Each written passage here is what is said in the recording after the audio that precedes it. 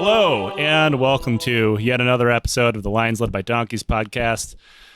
Sweating my fucking ass off in a shack in Hawaii is me, Joe, and freshly nearly being arrested by the military police and for JBLM is Nick. Yeah. We're doing great this week, here, man. I gotta say, this has been a banner week for both of us.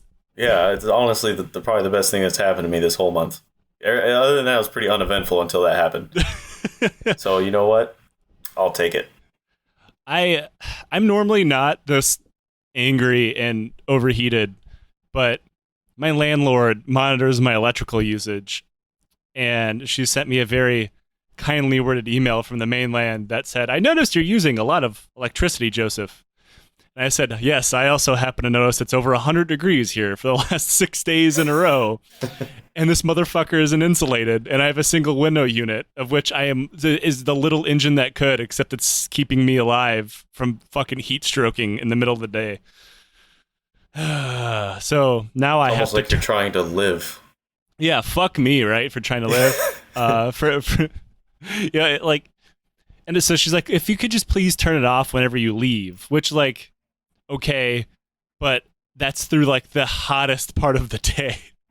So I come back in. So, for instance, say I come into the shack to record on our agreed upon recording time. It's like 98 degrees in here. Oh God, that sounds so bad.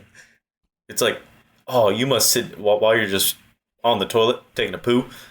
You got to be sweating. Those are the worst poos. You know, it's great. I trained in Afghanistan for years to be able to sweat my ass off in a small room while taking a dump, and I'm glad that it's come back full circle in 2020 where I can do it again. So How glad. prepared did that make you for this? I've been training my whole life.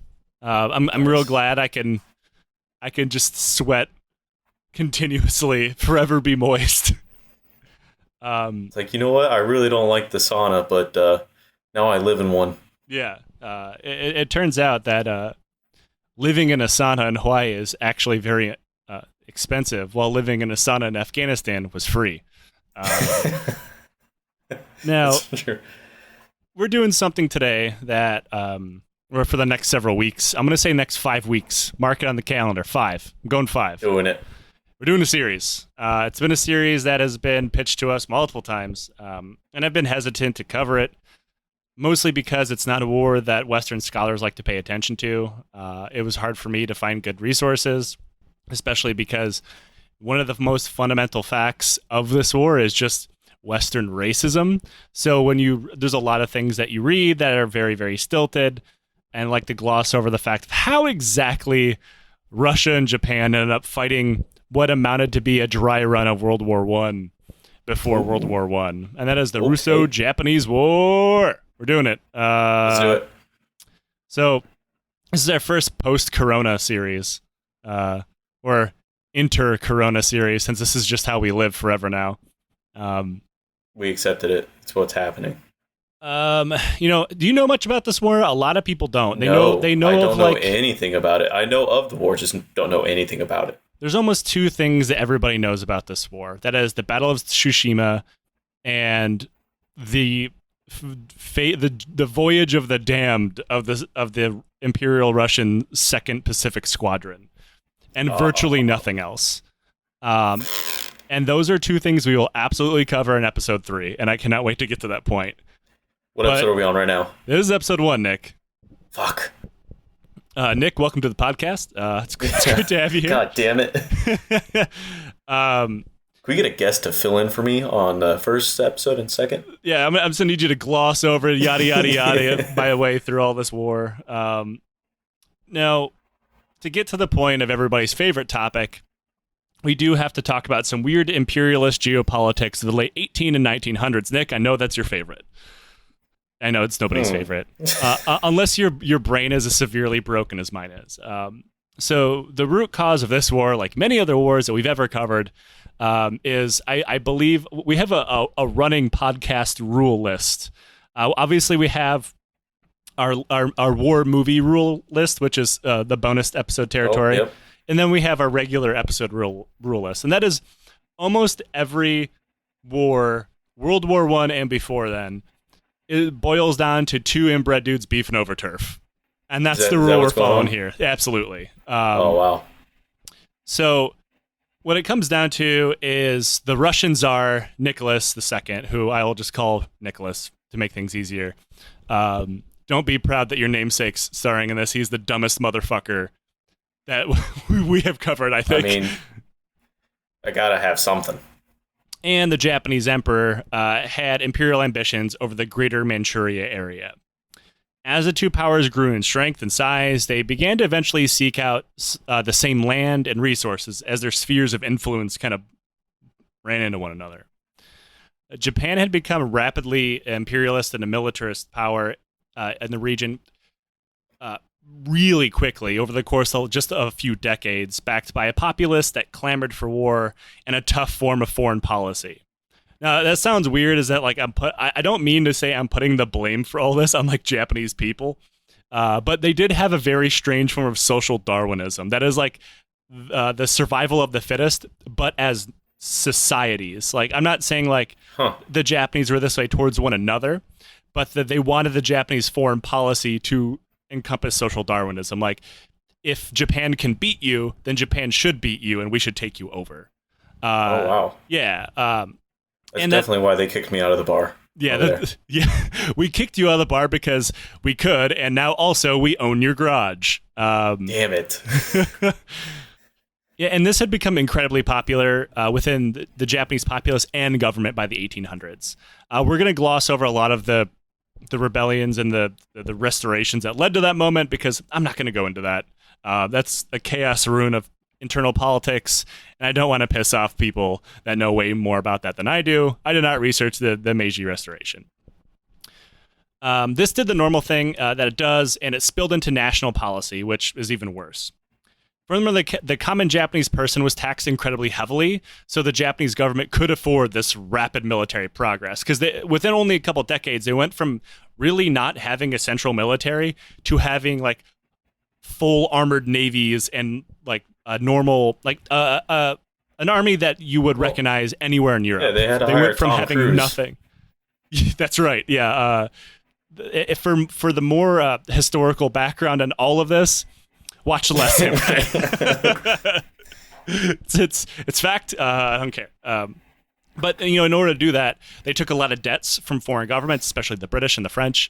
But they also taxed the living shit out of their people. But in exchange for those rising taxes, they demanded tangible evidence that all of this is worthwhile. Like, say, an overseas empire. America. We do the same thing.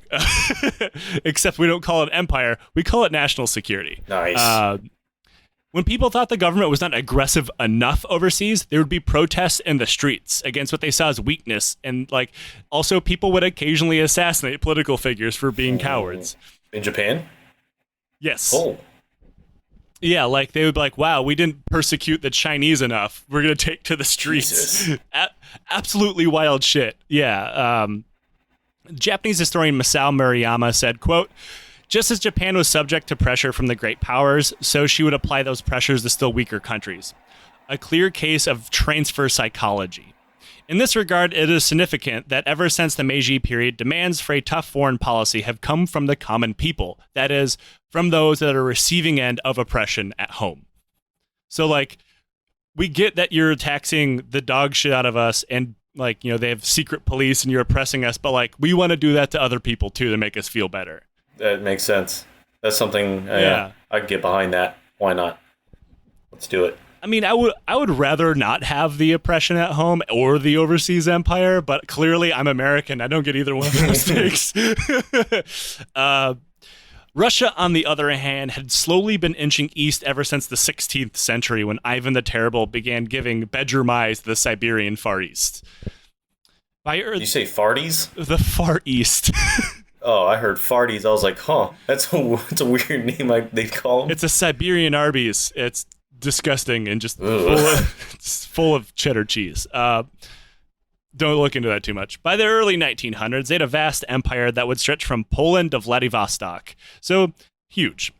Eventually, the two would see each other as prime rivals in the region, which occasionally spark into damn near war at the time as the Japanese shogunate into the early mid-1800s when the Russians popped into the Japanese territories like Hokkaido and Tsushima and kind of just try to muscle their way into Japan and allow them to anchor there, kind of like what we did. Like we forced Japan to open by gunfire.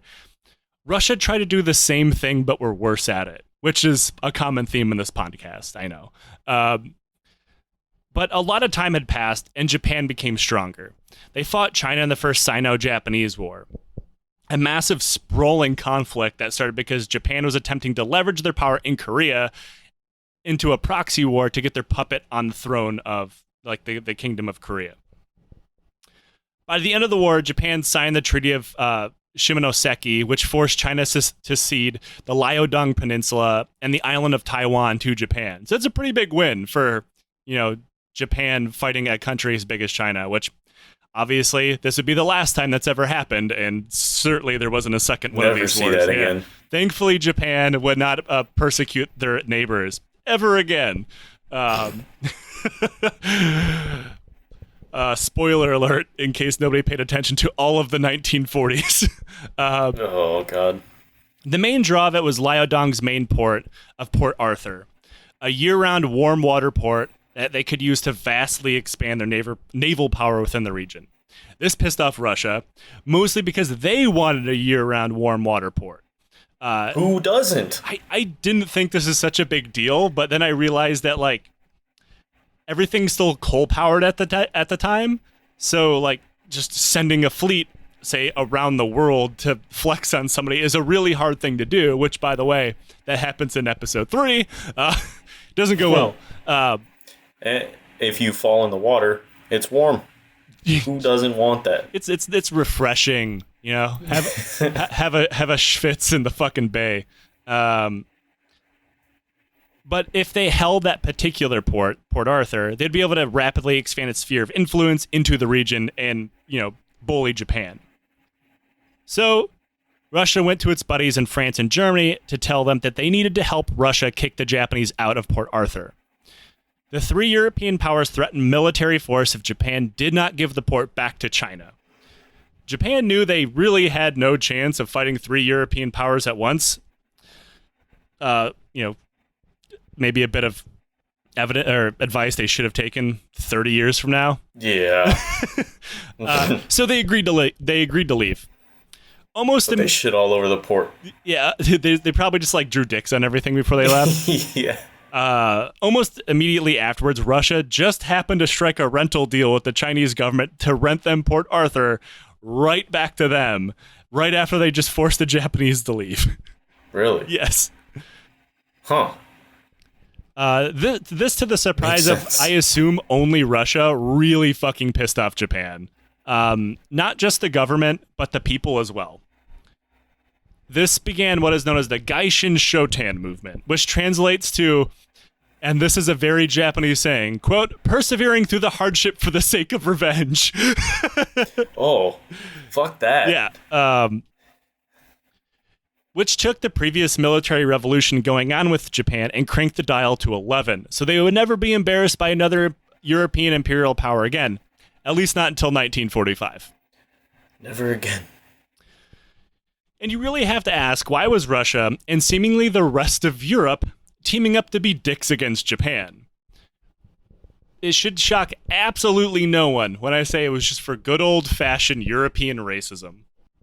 Okay. Okay, I kind of figured that too. So, I'm going to say some fucked up shit that absolutely are racial slurs, but I'm going to be quoting primary documents. I'm not just going to say these things to say them. All willy-nilly? Yeah, and I feel like the reason why I do that is so you could understand how disgusting this is, and how your history leaves a lot of this out. So this is an era we now know as the Yellow Peril. Creative name, I know. Nobody can really claim to be the originators of this racist fever dream of propaganda and war, but most of the blame seems to fall on who else but Germany. Now, this is Imperial Germany, so hold back on the Nazi jokes. They cranked out incredibly racist propaganda telling any European power that would listen that it was only a matter of time before Japan and China teamed up and, quote, the yellow race launched a war against the white race of Europe. God, that checks out for Germany. Right? It's a trend. It's a trend. Obviously, this is incredibly ridiculous. Obviously, we're looking back at, like, hindsight's 2020. Clearly, Japan and China are never going to fucking team up. They literally still hate each other in the year of 2020.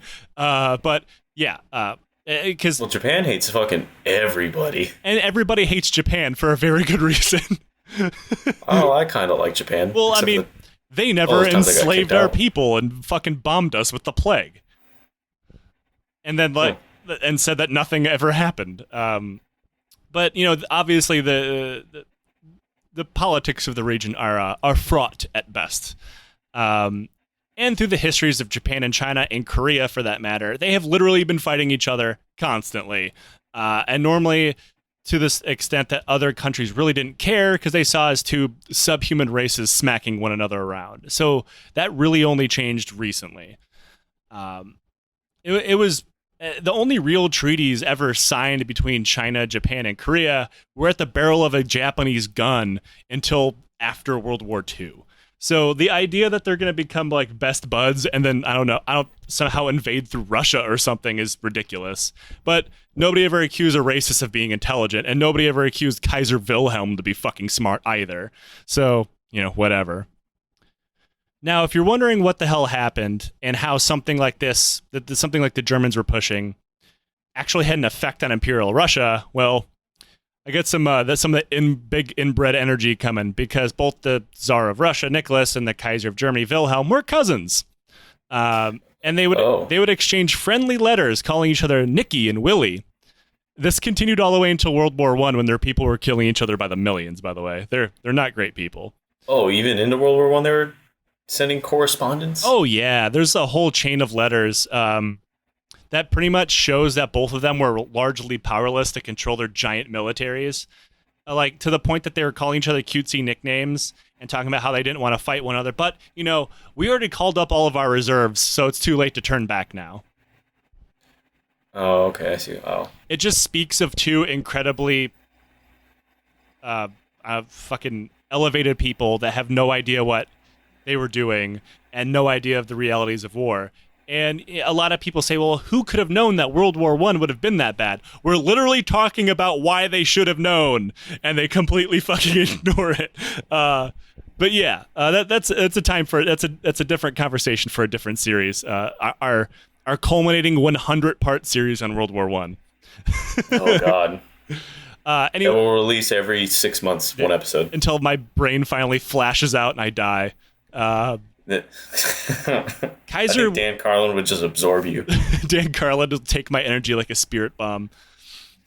Kaiser Wilhelm beat this racist fear drum directly in his cousin, the Tsar's face, who history has repeatedly shown that the Tsar is a fucking idiot and very easily manipulated by just about everybody. Wilhelm wrote letters to his cousin telling him that, quote, he was the savior of the white race for checking the imperial ambitions of the Japanese.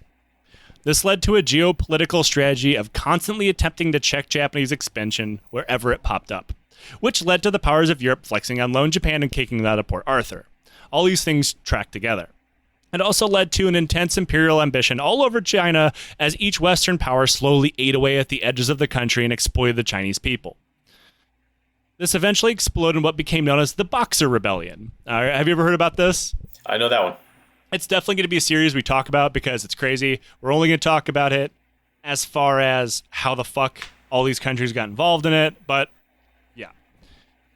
That is when the awesomely named Society of the Righteous and Harmonious Fists took it upon themselves to purge all Western and Christian influence from China, normally through the mass murder of white people and Chinese Christians. It's a long name, but it's a good name. And also the murder of Western-educated Chinese people. What I'm saying, it was a battle axe, not a scalpel, okay? Yeah, it's an absolute awesome name. But because at the very beginning, they lacked weapons, and they focused on hand-to-hand combat and, like, outright martial arts, like just straight up squaring up with people, the Westerners called the Boxers, hence how the name gets stuck. I just thought they always fought in Fruit of the Loom. Yeah, yeah. So they're no support either. That's the worst part about that. No, none at all. That's why I wear a Calvin Klein. Calvin Klein, the official boxer of the. I can't do that. I'm pretty. Eventually, the Boxers were led into Peking and besieged the foreign legations that symbolize Western encroachment into their country. A lot of this is because that the Qing dynasty also kind of wanted the Westerners out, so they openly but not openly fought side by side with the Boxers. And probably what is the least it's the worst ever example of plausible deniability that I think I've ever seen in history. Now, this is a direct threat to Western control of many aspects of Chinese society, and like it was effectively all of their footholds in China were being threatened by the Boxers. So all of these imperialist powers got together and formed what became known as the Eight Nation Alliance to quickly rush soldiers into the fray and turn back Boxers. This includes like everyone through Western Europe, the United States. So many countries were involved in this. It sounds like the Legion of Doom. It kind of is if you're China. I guess we'd call that the coalition of the willing now, but yes. This is one of those moments in history that showed that imperialism and racism can be set aside when the exploited rise up. Kind of showing the entire thing as a facade, I guess. Because despite Germany vomiting horrible racist bullshit about the Japanese, the Russians buying it and quickly turning that into policy, the rest of the world also doing their own versions of the Yellow Peril at various levels of severity, none of them batted an eye when Japan signed onto the alliance and sent in more troops than anybody else into the Boxer Rebellion. No, they didn't accidentally vomit. I feel like they fucking were sticking their finger down their throat. Type vomiting. Oh, for sure. It's one of those vomits like, you know, when you have your friend that's really drunk and he insists if you puke, you'll feel better. Oh, the old rally. Yeah. I used to do those. Doesn't work. No, because it turns out vomiting kind of makes you die a little. Huh. Despite becoming sudden, if temporary, allies with the Japanese, that absolutely did not mean Germany wouldn't be the most racist they possibly fucking could. Oh. So, before German troops deployed to China, Kaiser Wilhelm extolled his men to act like the Huns, killing as many people as they could.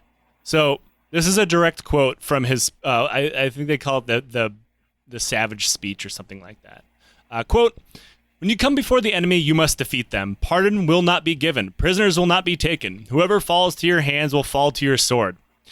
Just as 1,000 years ago, the Huns under King Attila made a name for themselves with such ferocity, which tradition still recalls, so may the name of Germany become known in China in such a way that no Chinaman will ever dare look at German in the eye, even with a squint." We need to tone it down a little bit. So this was so unhinged that his own foreign minister censored the speech before publication. Yeah. Yeah, even like a German foreign minister's like, whoa, look, we might be racist, but we're still Germany. The Kaiser ordered Field Marshal Alfred von Waldersee, the German expeditionary commander, to, quote, "behave barbarously."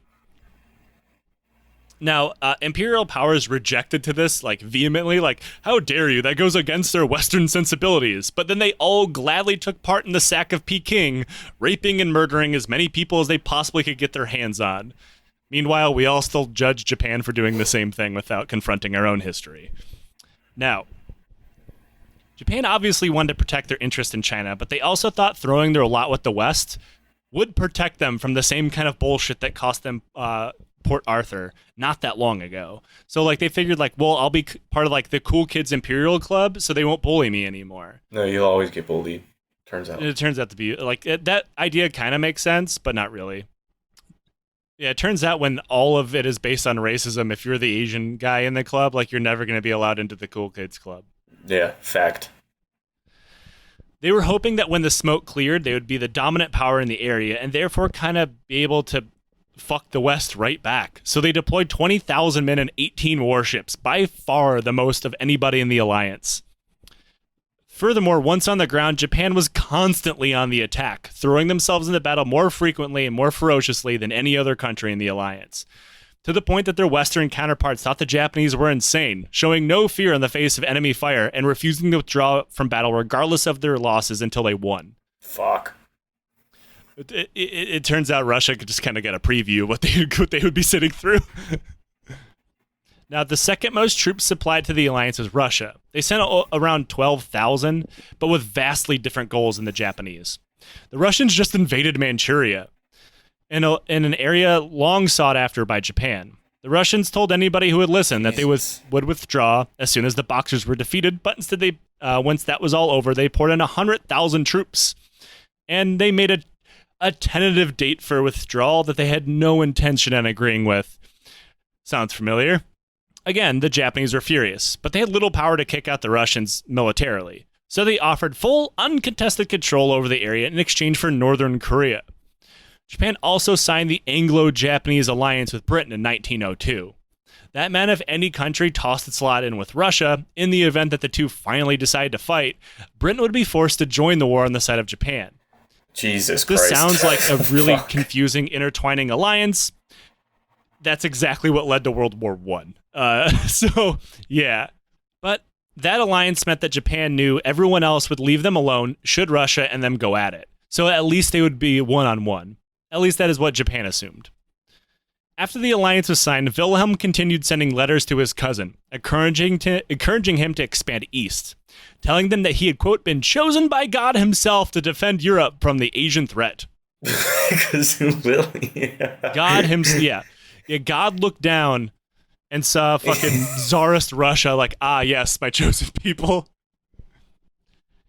You know, like, I'm putting a lot of this on Kaiser Wilhelm, and I don't mean to, besides the fact that he's like a real bastard and a baby-armed bitch, but like, it's interesting watching him influence Russia so easily.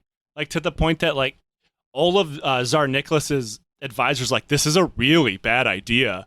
And like, no, but Cousin Willy says it'll be fine. Like, you stupid motherfucker, he is using you. Willy would never. He sounds like he's in a toxic relationship. Yeah, it's a somehow emotionally abusive relationship with the fucking Kaiser of Germany. The Kaiser sent so many letters to St. Petersburg about all of this that the Tsar was pretty much convinced, and he attempted to convince everyone in the Russian government that the Germans would totally risk a world war to help Russia fight Japan. Like, that's what it sounded like. Because, like Germany cannot wait to stand side by side and stem the tide of the yellow people. But it's like, Germany was like, to be fair, Germany was like giving them a lot of stuff, but nowhere did they ever actually agree to send troops or fight with them. It was all bullshit rhetoric by the Kaiser. But it turns out... Oh, so they didn't support any of it. Oh, no. Wow. This possible reassurance of German military help was something that the Tsar needed. As was the 1900s, transporting soldiers across the vastness of Russia to the Far East was damn near impossible. And even once the Trans-Siberian Railroad was finished, it wouldn't be easy and it would take weeks. Because of that, the entire Russian Far East military ability in Manchuria was limited and pretty much impossible to reinforce. Despite the fact that they were cousins and the Tsar trusted him, the Kaiser just kept on playing the Tsar. At the time, France and Russia were allied, and France was very unhappy with Russian expansion into the east. The Kaiser hated the idea of France having a strong ally, more so to the east of Germany. Hence, like, if we go to war, if we ever fight France again, because this is Germany we're talking about, they have an ally in Russia right behind us. So, like, we'll fight a two-front war. Thankfully, that never happened twice. So he thought if he nudged Russia into war, it would force the French to break the alliance because they didn't want to fight England. And because Japan was allied with Britain, it would force Russia to turn towards Germany. Wherein the Kaiser knew he could play his idiot fucking cousin and do whatever he wanted because that's what he's been doing the whole time. You already know he'll go for it. It had the added benefit of drawing Russia east, away from the Balkans, and relieving tension on Russia and Germany's close ally, the Austro-Hungarian Empire. If all this sounds like plays that would also fit right in World War I, you would be correct. Russia was eventually forced to agree to a timetable to withdraw their forces from Manchuria. But that time passed on April 8th, 1903, with them not doing anything at all. No, they didn't. They they kept reinforcing and digging in. Really? Yeah. They're doing the old la. Yeah, it's a lesson that America would learn, then go on to perfect into a science. In Japan, not only was their government pissed, but so was their populace. People took to the streets to protest against their own government for getting punked by Russia again. The Japanese government sent their minister to St. Petersburg, a guy named Kurino Shichiro, but his whole thing was to present Japan's objections to Russia's latest political dick move. And via telegram, he outlined the Japanese government's strict objections, once again saying they could totally have Manchuria if Japan could simply have Korea. And they would both be allowed to do whatever the fuck they wanted with those two play pieces as much as they wanted. Oh. Russia responded by rejecting everything, and instead laid out their own terms that would force Japan and Russia to allow Korea to be independent. But also, Japan had to withdraw all of their forces from Korea, and Russia would do the same. But remember, Russia's right over the border in Manchuria. It meant Japan would lose even more, forfeiting geopolitical power right back to Russia, and Russia would almost certainly just invade Korea. Or the people that the quote-unquote independent country that they would set up would just be a Russian puppet. Ooh. And this whole back and forth took a year. Just going constantly the Japanese come on guys, we're trying to play ball here. But it quickly became clear to Japan that Russia had absolutely zero intent on settling their territorial dispute. They were blowing them off in a way that even diplomatically shooting down someone, there's certain norms that you have when it comes to diplomacy that you have to visit when it comes, even if you're shooting something like this down. Russia was blowing them off offhandedly, wouldn't meet them in person, would want to do this all through telegram. They were just being dicks. Really? So why then did Russia keep these talks going if they didn't actually care about what Japan was saying? Well, originally the Tsar was actually completely open to some kind of agreement with Japan. He didn't want war. Not for any good reason, mind you. He was just worried about internal palace politics more than the specter of throwing thousands of his soldiers in to die, something that I don't think any Tsars ever lost any sleep over. He was worried that if he made a deal, he would look weak and then allow someone to leverage power against him, maybe depose him.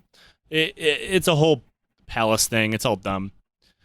But when he alerted the Kaiser about his plans to make a deal to avoid a war, the Kaiser immediately called him out for being a coward. He called him, quote, "You innocent angel. This is the language of innocent angels, not that of a white czar."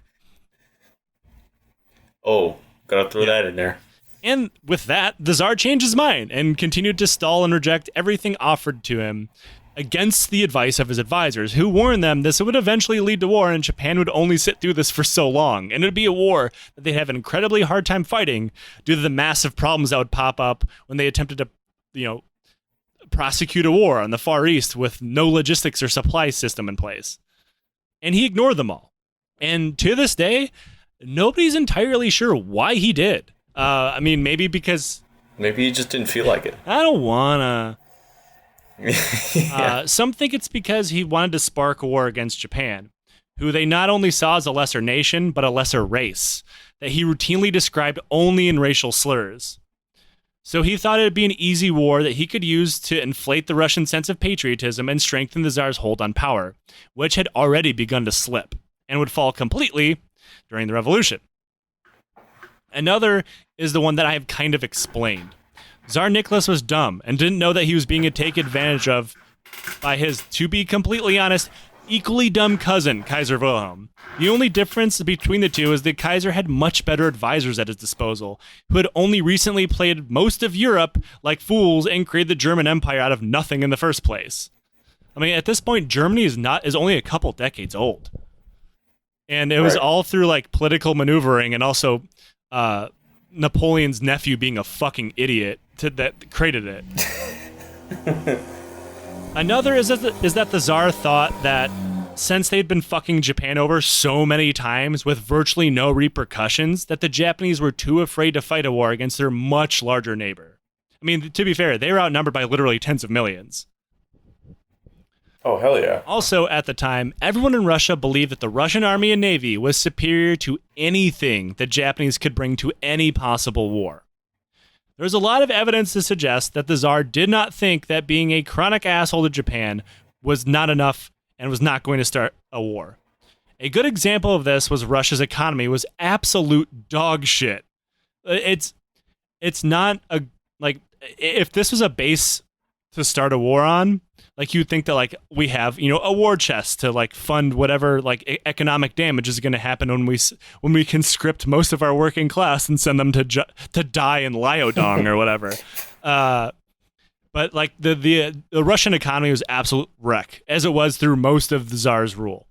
Nicholas is never good at running Russia, but by the 1900s, the cracks that had previously only began to show were wide goddamn open. His inability to manage an economy had plunged Russia into an incredible amount of debt. The entire Russian economy was propped up by French and German lending, which would continue through this war and the next. Wow. But none of that should have mattered, because Nick thought there was never going to be a war, right? Well, it turned out that Tsar Nicholas would be wrong about literally every single thing I just said. Japan knew that their time to act was now. They knew that the Russians had no good way to reinforce their positions, and because they thought very little of the Japanese, they would not be expecting them to make the first move. One of the things they wanted to do was hit before the Trans-Siberian Railroad was complete. So even though it took weeks to get reinforcements to the Far East with that railroad, they knew, like, hey, if we hit now, this war could be over before that even matters. Because Russia... Did they? Well, Russia only had about 100,000 troops in the area. And so, like, that's a pretty small army, even for the day, even pre-World War I, especially for a target for all of Japan's military to focus on. So, on February 8th, 1904, Japan declared war on Russia, but in a way that becomes something of a thing for Japan. They formally declared war 3 hours after the Imperial Japanese Navy launched a surprise attack on the Russian Far East fleet that was stationed at Port Arthur. That seems to be a trend.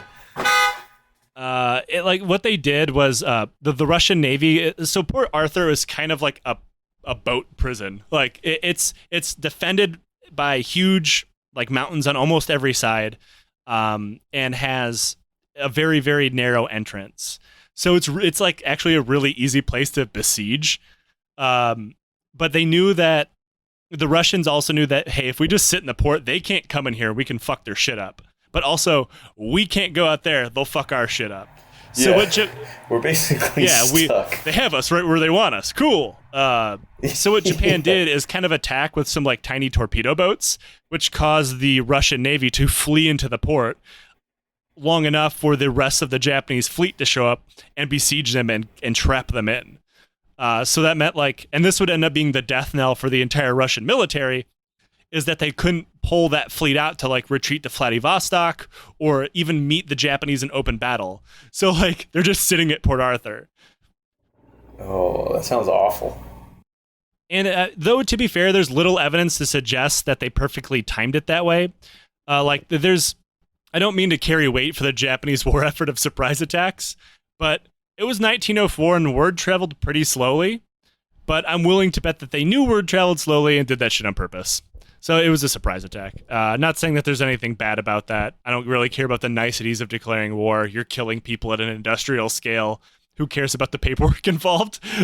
Like, that's some, like, that's like the government workers from Futurama. You're technically correct. The best kind of correct. Like, you're murdering people with machine guns and cannons. I don't care about the paperwork involved. Like, just get on with the killing if you're gonna do it.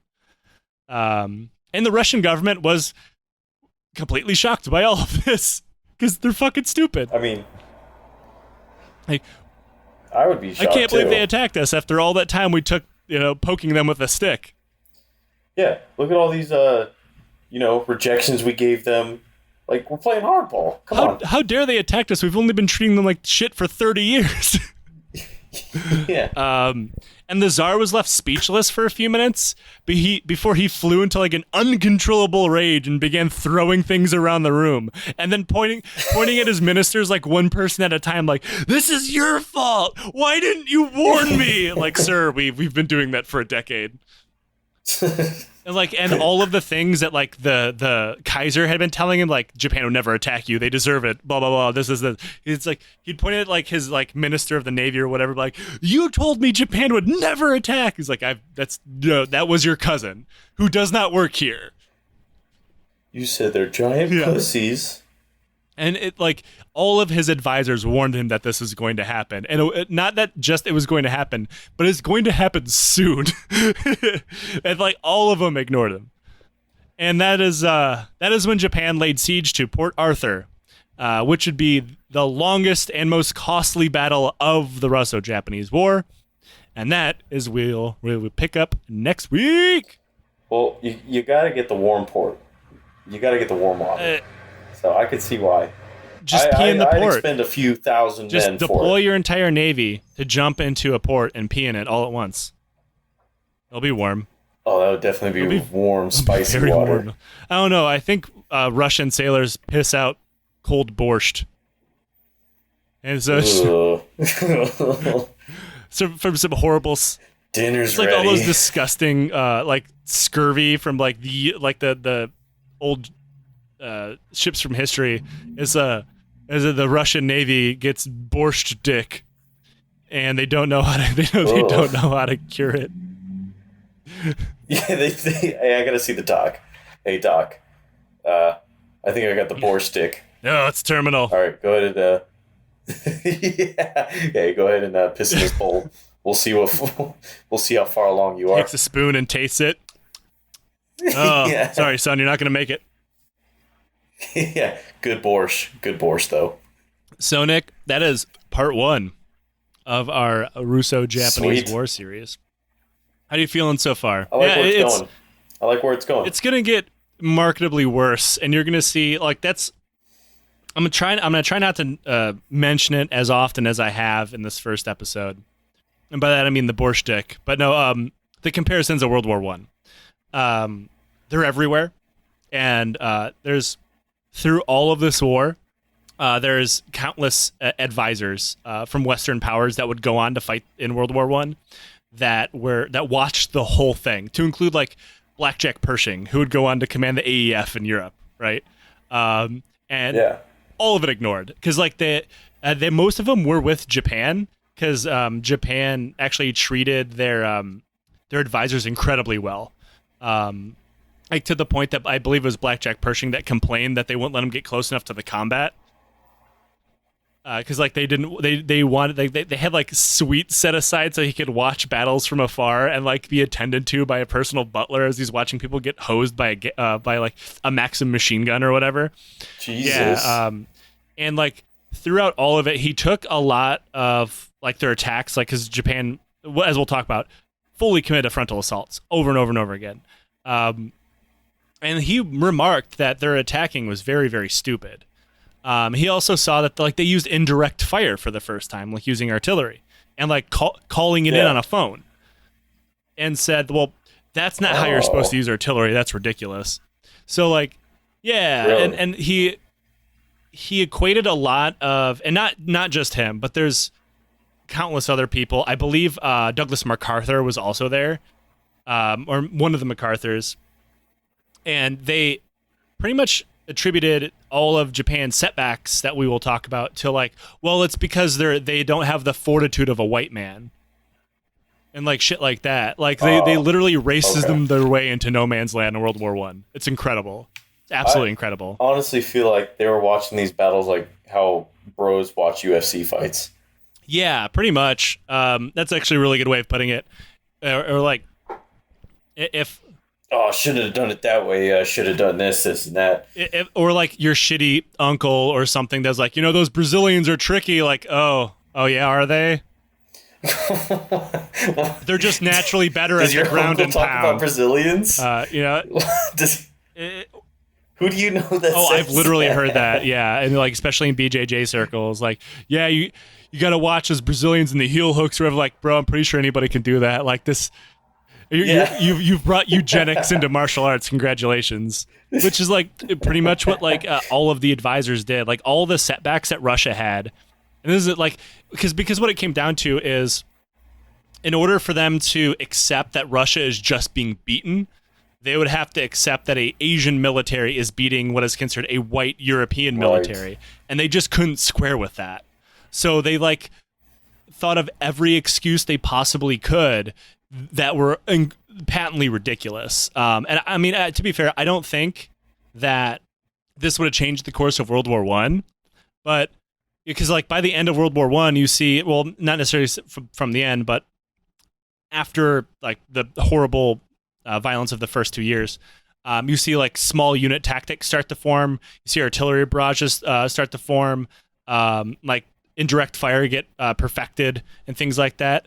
Like they literally saw it happen a decade before, and nobody did shit with it because, like, well, that won't work in our civilized white armies. Like they literally saw like what would happen. Like the British, especially, they had tons of advisors there, and they watched like the Battle of Mukden, which we'll talk about, and other battles that the Japanese took part in, where they're straight up using Western Front tactics. I would argue that they're a little bit better than Western Front tactics, using massive frontal assaults supported by artillery. And they saw exactly what would happen to them in a decade, and they completely disregarded it because they just thought that they were naturally better, which is amazing. Wow. Like millions of people. I mean, to be fair, World War I didn't have to happen. Your fucking empires can go fuck themselves. Death to all the kings and all that. But like, it didn't have to look like the way it did. No. But you know what? We wouldn't have got the great movies like 1917. God damn it! I still on I that love train. my World War I walking simulators. Nick, thank you for joining me on part 1. We will see everybody next week for part 2. As always, during our series, we do not do a question from the Legion at the end of every episode. We will see you at the end of part whatever the fuck I said at the beginning. Don't quote me on it. I'm probably wrong. It's supposed to be 5. Yeah, probably 5. We will do quite a few questions at the end of part 5 or 4. We'll see. I'm not good at planning. But until next time, don't listen to your cousin who also happens to be the German Kaiser. Later.